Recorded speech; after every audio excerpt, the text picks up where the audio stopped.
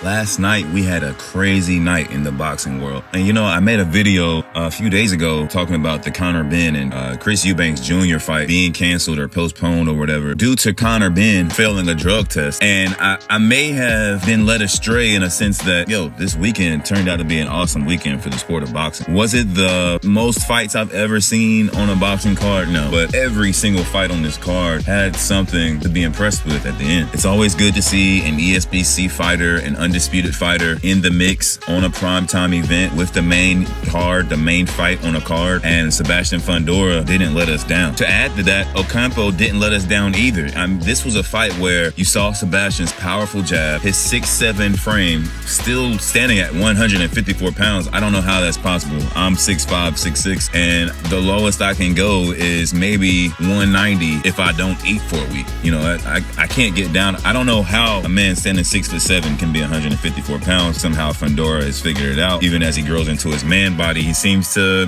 maybe fit into that frame kind of perfectly. I don't think it's too much work for him to stay in the 154 pound range. But at the end of the night, I became more impressed with Ocampo. I actually found myself cheering for the guy. Obviously, when you watch the lead up to the fight and where they're selling the fight, where guys are talking junk the week of the fight and the weigh-in and the press conference, it's kind of hard to choose who you like because everybody's talking junk. You don't really know who's going to back it up in the ring, who's going to do what they said they were going to do. Ocampo was game, and it saw the first round. I gave it to him. I gave him the first round. He had to do a lot of work to get on the inside of Fondura, to get inside and actually reach him. But I wish there were some things that Ocampo was trying to do towards the end of the fight that, I wish he would have figured out in the first 2 rounds, the first 3 rounds. It seemed to me that Ocampo was completely gassed after, I'd say, towards the end of the second, into the 3rd round. And, that just comes from the totality of how much work it takes to get inside on a guy that stands 6'7" and has an 84-inch wingspan. It's kind of hard to just shoot in and get out. You're pretty much, once you get in the range to attack, you're in range on the way out, all the way out. Sebastian kept the jab out there. And, I'm going to say this. Sebastian Fondura fights exactly how I've always wished tall fighters fight. Anytime I see a guy with a plus 5-inch wingspan advantage going into a fight against a guy that's average height, average wingspan, I'm like, where's the jab? Keep the jab out there. Follow it up with the straight. Keep your glove on his face. Keep him uncomfortable. Block his vision with your glove. I always beg for that. And Sebastian Fondura has that master. That's the Klitschko way. That's the Klitschko way. We're going to keep this jab coming. I'm going to follow it up with this straight, and I'm going to mix up the 1 and the 1-2. And from there, I think Fondura didn't throw an uppercut until the 4th or 5th round. Now, this fight got kind of weird because Ocampo was in a place where it seemed like he had sea legs. It seemed like he had no legs under him whatsoever. By the 6th and 7th round, bro, I was literally wondering why this fight hadn't been stopped. But it's weird because I don't know what Ocampo's plan was, but some of it worked. You would have wished that when he fought on the inside and they were trading shots that, he would have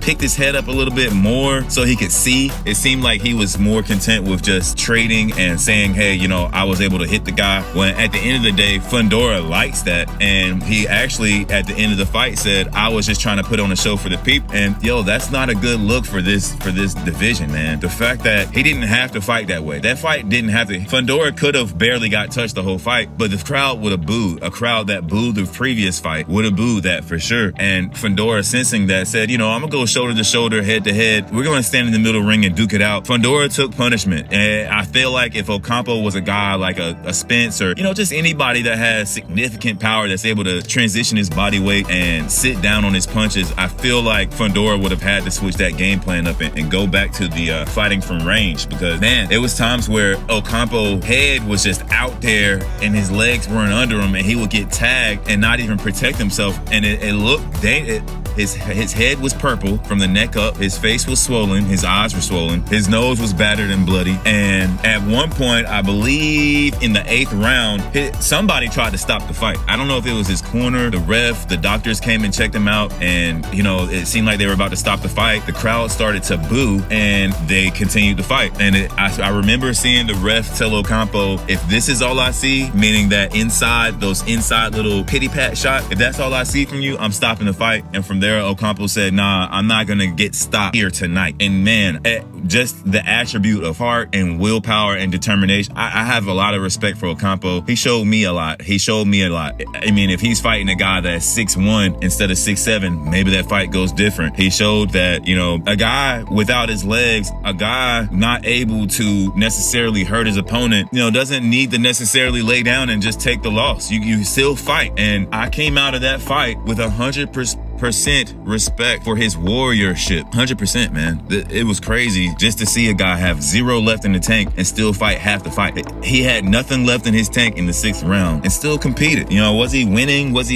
He was hitting them flush, man. He just didn't have any power behind it. And the problem is early in the fight, the first 2 rounds, when Ocompo was making some contact with Fondura, it had to be a leaping, lunging punch. He had to throw it so high up that his punches were losing steam by the time it got to Fondura's 6'7" head. Now I will say this, whenever you have to throw at a target that far away, it takes extra steam out of you. It takes extra gas out of your tank. So I'm not surprised that by the 3rd, 4th round, we saw Ocompo barely able to sit down on anything, man. And what he started doing later on in the fight, going to the body, the jab to the body, the straight to the body, hooks on the inside. I wish Ocompo would have started the fight like that so we could really see, you know, what Fondura's body's made of. We've seen him touch the mat before, but at the end of the day, look, Fondura said after the fight, I watched Errol Spence curl this guy up to the body with an uppercut to the body. And I sat there and watched Fondura uppercut this guy to the body the whole fight, bro. The whole fight. They're on the inside. And Fondura's throwing the uppercut to the body over and over and over. And Ocompo said, nah, not this time. As you know, as a content creator, you want to see the high drama at the end of a fight, but I'm fine with this result. Where does this take me to in terms of undisputed ESBC boxing game?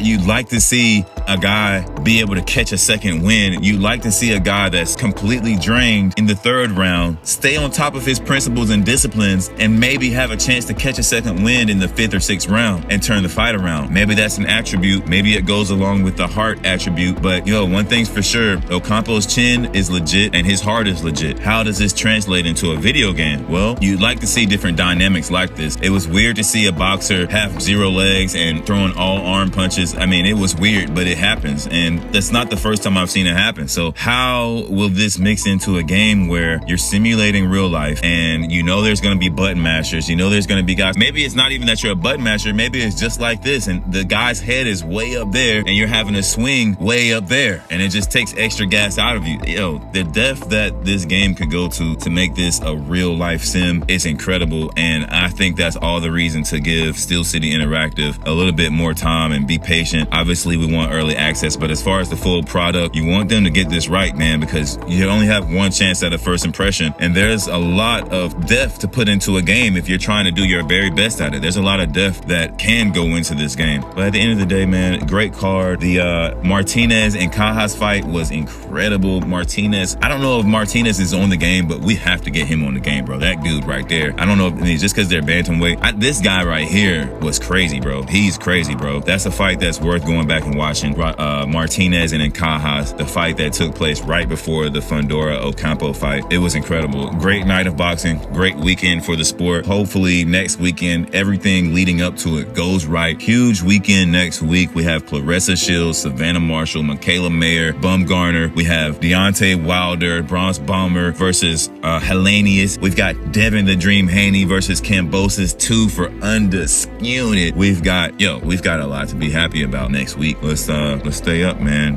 And as always, respect.